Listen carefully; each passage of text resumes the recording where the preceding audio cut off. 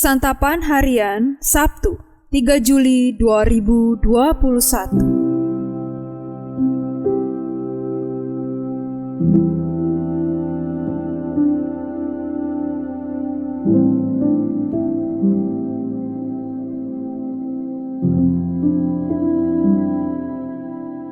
Inilah program Santapan Harian, sebuah program yang mengajak Anda menelusuri isi Alkitab, agar Anda menemukan makna firman Tuhan sesuai dengan konteksnya. Santapan Harian tertuju bagi Anda yang ingin memiliki kehidupan rohani yang segar, kuat, dan sigap.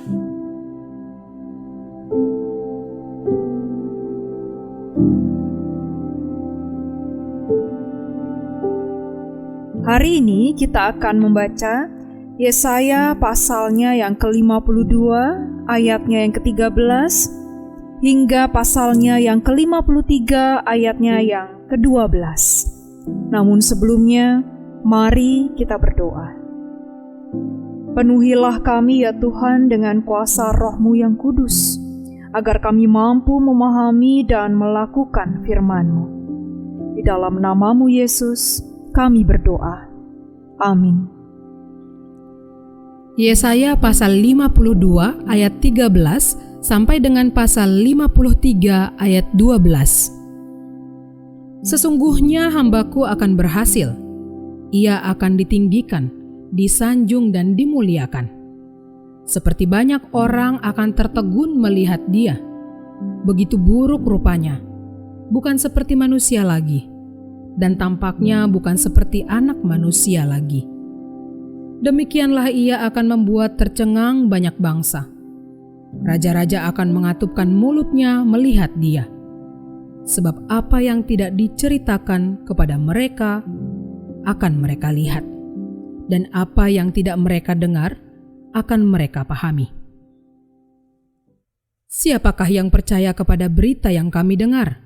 Dan kepada siapakah tangan kekuasaan Tuhan dinyatakan? Sebagai taruk ia tumbuh di hadapan Tuhan, dan sebagai tunas dari tanah yang kering. Ia tidak tampan dan semaraknya pun tidak ada, sehingga kita memandang dia, dan rupa pun tidak, sehingga kita menginginkannya. Ia dihina dan dihindari orang, seorang yang penuh kesengsaraan dan yang biasa menderita kesakitan. Ia sangat dihina sehingga orang menutup mukanya terhadap dia, dan bagi kita pun dia tidak masuk hitungan. Tetapi sesungguhnya penyakit kitalah yang ditanggungnya, dan kesengsaraan kita yang dipikulnya. Padahal kita mengira dia kena tulah, dipukul dan ditindas Allah. Tetapi dia tertikam oleh karena pemberontakan kita. Dia diremukkan oleh karena kejahatan kita. Ganjaran yang mendatangkan keselamatan bagi kita ditimpakan kepadanya.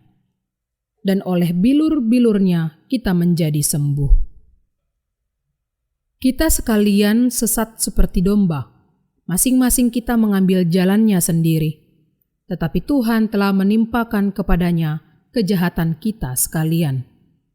Dia dianiaya, tetapi dia membiarkan diri ditindas, dan tidak membuka mulutnya seperti anak domba yang dibawa ke pembantaian. Seperti induk domba yang keluh di depan orang-orang yang menggunting bulunya, ia tidak membuka mulutnya. Sesudah penahanan dan penghukuman, ia terambil. Dan tentang nasibnya, siapakah yang memikirkannya? Sungguh, ia terputus dari negeri orang-orang hidup. Dan karena pemberontakan umatku, ia kena tulah. Orang menempatkan kuburnya di antara orang-orang fasik. Dan dalam matinya, ia ada di antara penjahat-penjahat. Sekalipun ia tidak berbuat kekerasan dan tipu tidak ada dalam mulutnya. Tetapi Tuhan berkehendak meremukkan dia dengan kesakitan. Apabila ia menyerahkan dirinya sebagai korban penebus salah, ia akan melihat keturunannya. Umurnya akan lanjut, dan kehendak Tuhan akan terlaksana olehnya. Sesudah kesusahan jiwanya, ia akan melihat terang dan menjadi puas. Dan hambaku itu sebagai orang yang benar akan membenarkan banyak orang oleh hikmat-Nya, dan kejahatan mereka Dia pikul. Sebab itu aku akan membagikan kepadanya orang-orang besar sebagai rampasan, dan ia akan memperoleh orang-orang kuat sebagai jarahan, yaitu sebagai ganti karena ia telah menyerahkan nyawanya ke dalam maut. Dan karena ia terhitung di antara pemberontak-pemberontak, sekalipun ia menanggung dosa banyak orang, dan berdoa untuk pemberontak-pemberontak.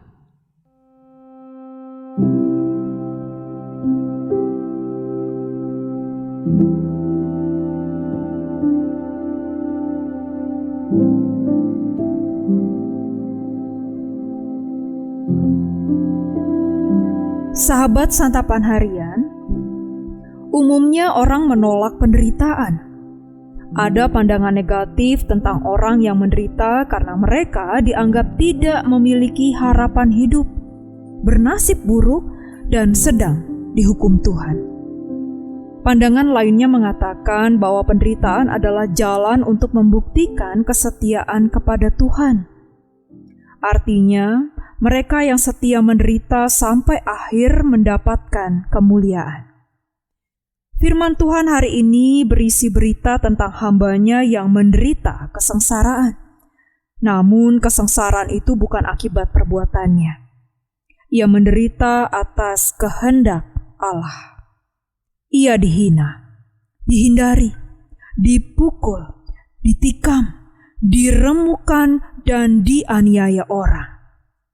Semua penderitaan yang dipikul adalah bukti ketaatan dan kesetiaannya kepada Allah. Di balik penderitaan yang ditanggungnya ada kemenangan. Sekalipun ia amat menderita, namun pada akhirnya ditinggikan, disanjung, dan dimuliakan. Sangat disayangkan apabila orang tidak percaya akan kemuliaan di balik penderitaan. Mungkin orang itu menolak percaya karena menghindari penderitaan. Lalu bagaimana bila kita sebagai orang beriman tidak mempercayai berita tentang kemenangan di balik penderitaan? Apakah kita juga menolak penderitaan?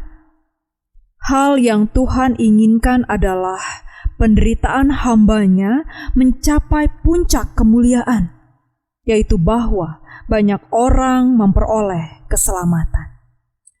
Penderitaan hamba Allah dalam nas ini adalah nubuat yang akan membawa pengampunan, pembenaran, penebusan, dan penyelamatan kepada manusia melalui penderitaan itu. Belajar dari firman Allah hari ini, marilah kita mengoreksi diri. Apakah sebagai orang percaya kita masih setia dan bertekun dalam iman kepada Allah yang sudah mengampuni, membenarkan, menebus, dan memberikan keselamatan? Apakah kita bersedia menjalani penderitaan karena iman dan sabar menanggungnya sampai memperoleh kemenangan?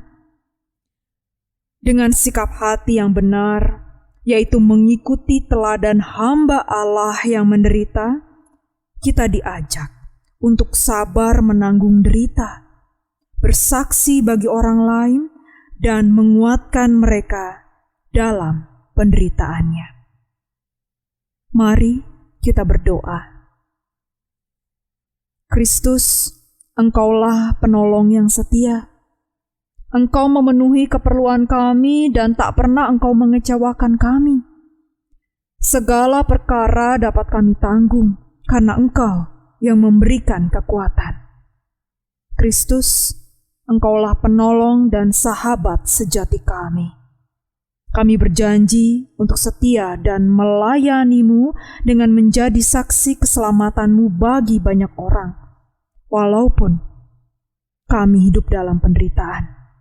Kami akan terus setia melayani-Mu. Di dalam anugerah kasih-Mu Kristus, kami berdoa. Amin.